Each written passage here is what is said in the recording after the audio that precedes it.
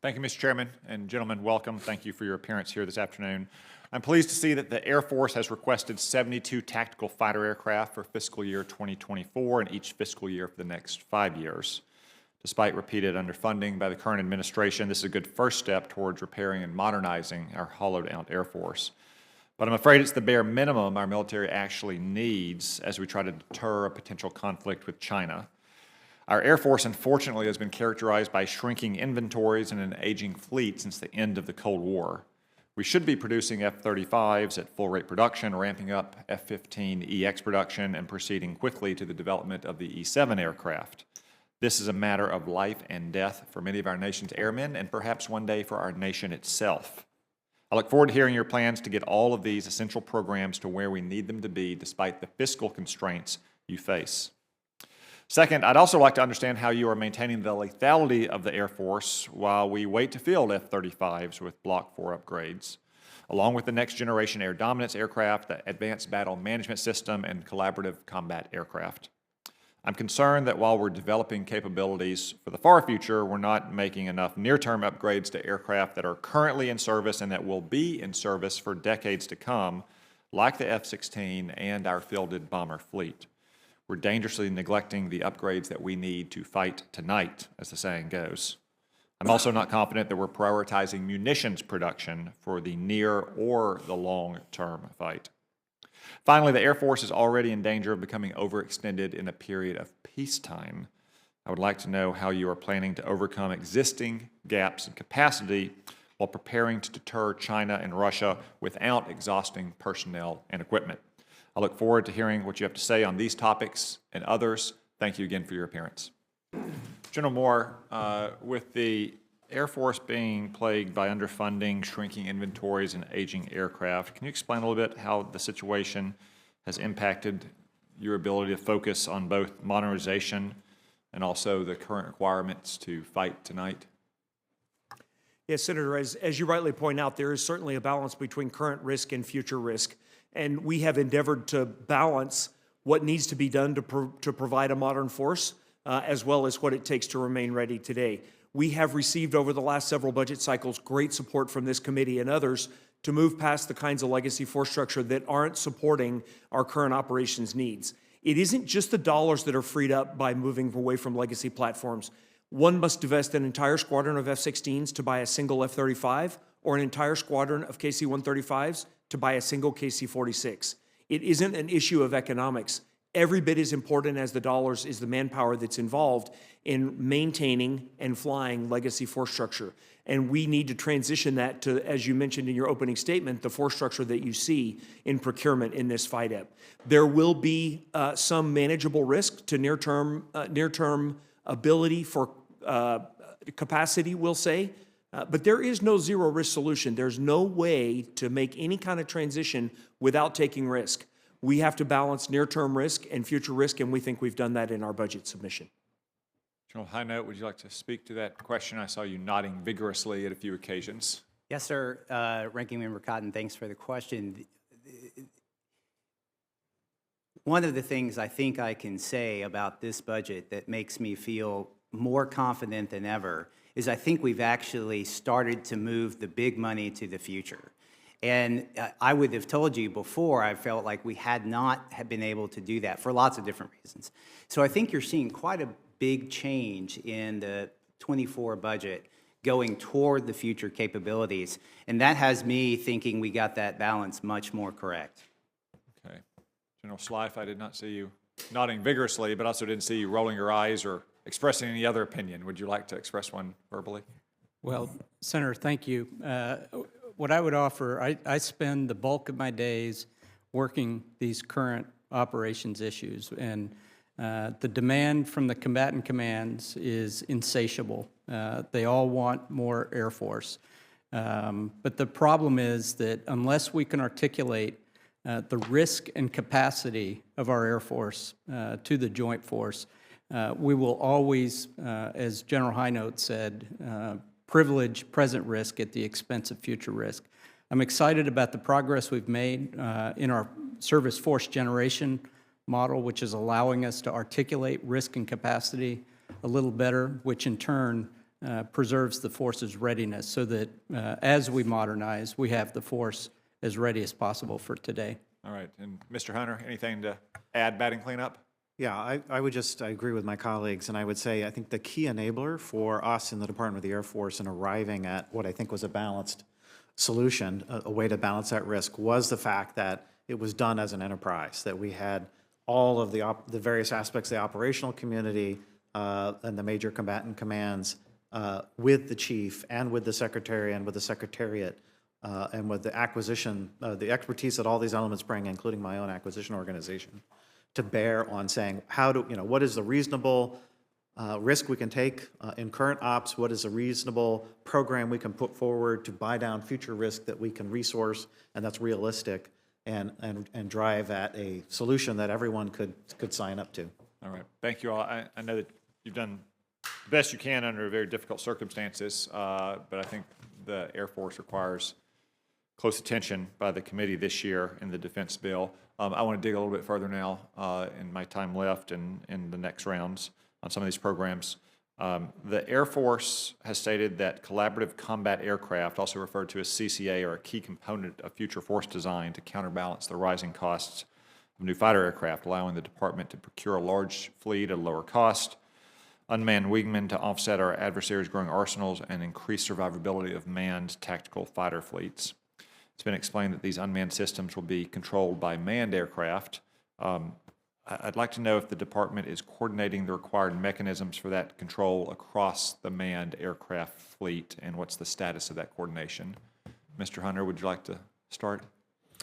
Yeah, we are working very closely with Air Combat Command, the Major Command, as we formulate our acquisition strategy for the CCA, and of course the requirements that ACC sponsors, that General Hinote validates for the Air Force.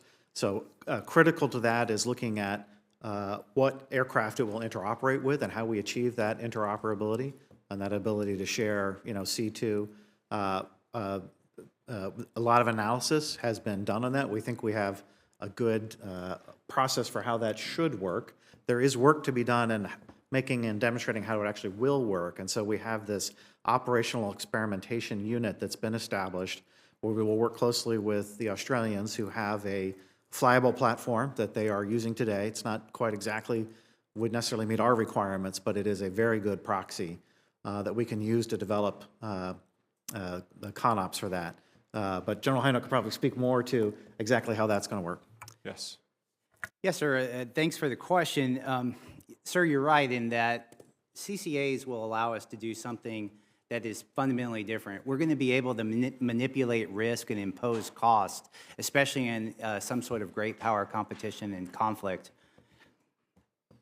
What I can tell you is that a lot of analysis has been done, but we are still learning and will continue to learn.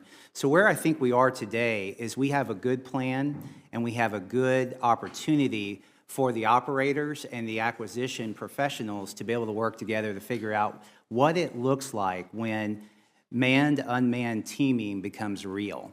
That is something that has not been totally figured out yet, and that's why I'm really happy about this operational experimentation unit that can take what we've learned so far and push it into the future with our tacticians. Thank you. Mr. Hunter, I'd like to talk about logistics. The only way we can hope to deter aggression and win any potential conflict in the Western Pacific in particular is by ensuring our logistics are second to none. That includes not just our munitions and fuel, but also the spare parts that are necessary to keep our aircraft flying.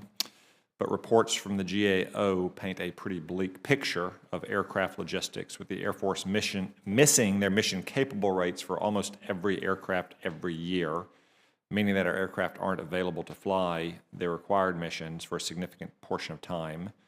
This includes the F-35, which only had a 38% full mission-capable rate in 2021, and the C-5, which has, according to the report, exhibited increasingly low aircraft availability and mission-capable rates over time. A major contributor to this issue was identified as spare parts. If this is the state of our logistics in peacetime, I am troubled what it would look like in wartime when logistics are truly stressed by our own demands and by enemy action. Do these logistics challenges delay our ability to rapidly modernize our fleet, Mr. Hunter, since we have aircraft unable to fly and test new systems? And also, do the challenges impact pilot production and training? Senator, they absolutely do impact pilot production and training. In fact, that our current challenge with pilot production is very much tied to the challenges with sustaining the T-38 platform, which is one of the linchpins of our pilot production approach. A lot of that is driven by the age of that platform. A lot of it's driven by the engine, which we are engaged in substantial work to help us manage through the current spare parts shortages, finding new sources of supply and second suppliers for those that may have shut down production in order to keep that engine operating until the T7 is fielded, which will have a modern engine, and we won't have quite the same challenge. So it is absolutely an impact on pilot production. Impact on fielding of capability is a little bit dependent on the platform, and in some platforms, our test capacity is very constrained and is a constraint on how quickly we can move.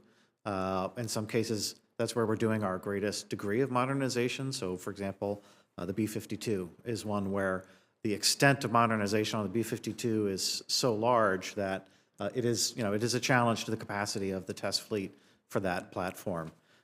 When it comes to the F-35, it's a slightly different challenge. Right here, we don't have really old stuff. This is new stuff. And in fact, one of the things that's challenged us there is we were slow to stand up depot capacity, initial depot capacity for the F-35. And that meant that when a part broke, instead of going to depot and getting fixed and coming back, we had to buy a new part. And we can actually, we can repair parts, generally speaking, faster than we can buy new unless they're off the shelf. So that has been a big constraint and has driven a lot of our non-mission capable for supply dynamics on the F-35. But starting about a year ago, the department committed to stick to the plan on depot stand-up. And instead of diverting resources from depots into new aircraft production, we held the line, and with the help of Congress, because you obviously provided funds for additional aircraft purchases, which made it easier to continue our depot stand-up activities. So we are actually now starting to burn down some of that challenge on parts for the F-35, but it's going to take us time to get there. Okay. General Slife?